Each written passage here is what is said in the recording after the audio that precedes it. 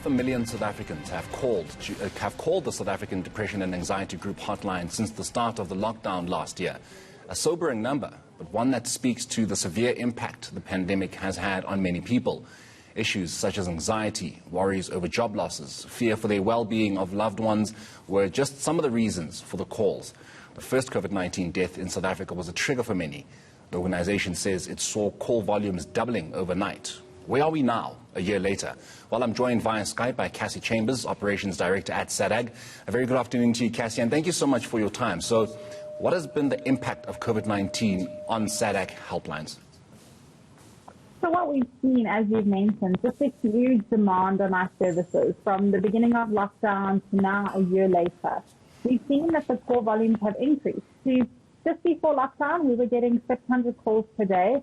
Then, as you mentioned, from the start of lockdown, the first death that triggered, and just really having to deal with the pandemic for the very first time, we saw our call volumes go to 1,200 calls per day.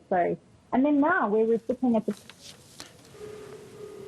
beginning of 100 calls per day. So for us at SADAG, we see more people reaching out for help, more people feeling helpless and hopeless. And from over 500,000 calls that we've received over the last year, we've also seen that out of that, 100,000 calls were to the suicide helpline. So for us, it's very concerning that there are so many people that have been impacted. It's totally understandable dealing with all the different things around COVID. So we are concerned and really trying to create as much awareness around mental health as possible for the third wave that everyone is talking about. Cassie, have we seen a difference in the reasons for the calls you guys have gotten, not only at the start of lockdown to now, but even before lockdown, before we even knew there was such a thing as COVID-19? Has there been a difference? It definitely has, and it's something that we monitor really closely. From the beginning of lockdown, what we thought was going to be 3 weeks, we saw a lot of anxiety, a lot of uncertainty, stress, trying to navigate working from home, homeschooling, a lot of loneliness and isolation, because we're not used to as South Africans to do that. And then what we saw as lockdown carried on and was extended and different alert levels that we went through, so the impact of COVID on financials, just job security, more people were losing their jobs, trying to even just manage all the different anxieties around working from home, doing homeschooling. So we saw an increase in anxiety and depression.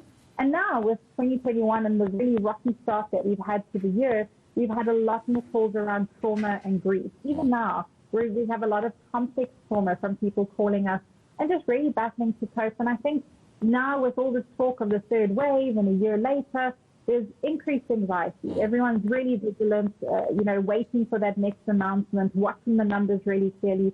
So I think for a lot of people, we can all relate to feeling extra anxious during these periods.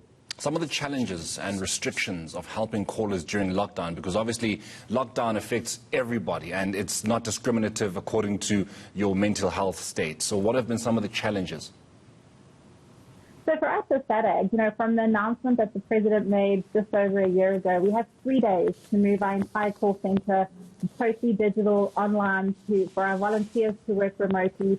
So that's been a real good challenge that we really deal with on a daily basis. Some of the other things that we also look at, and our co-workers are definitely still as noisy as before. But some of the other reasons that we really battled is that a lot of the callers are calling in with complex issues, looking for shelters, finding jobs, looking for money, battling on how they're going to feed their families. So for us at SADAG, we've really had to scope out our resources and our referrals, where we're having to track shelters and who's got food parcels and who has stock. And that's something that we're still dealing with on a daily basis, as so many families are impacted. What happens now going forward as the third wave looms? How then does SADAG deal with, what is expected to be coming in terms of increased anxiety, increased depression, and inability to help people who are, as you mentioned earlier on, have not been used to being alone and now are forced to be alone and are forced to be alone even more now to essentially make sure that they even stay alive? So what then gets done going forward?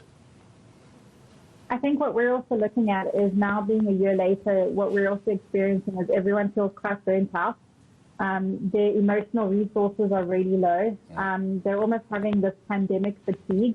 So having to gear up for the next leg of this marathon that we're facing, is really difficult for a lot of people. So we're really focusing on teaching self-help tips, telling people to gear up now and look after their mental health, doing things that fill their cup so that we can deal with this third wave that's looming.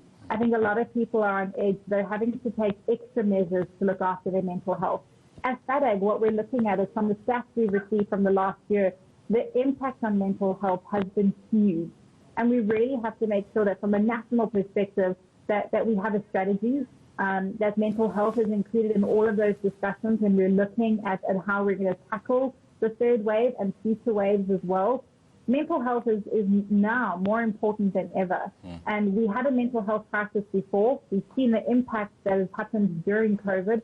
And we need to make sure that we include mental health strategies and support as well as part of our strategy going forward. Cassie, your guys' job is to make sure that people stay sane, people stay okay, but I also hope that you guys who are dealing with these kinds of situations are okay as well, because I can imagine the impact that not only COVID, but the effects of COVID has had on you guys there at SADAG. Cassie, thank you so much for your time this afternoon. That is Cassie Chambers, who is the Operations Director at the South African Depression and Anxiety Group.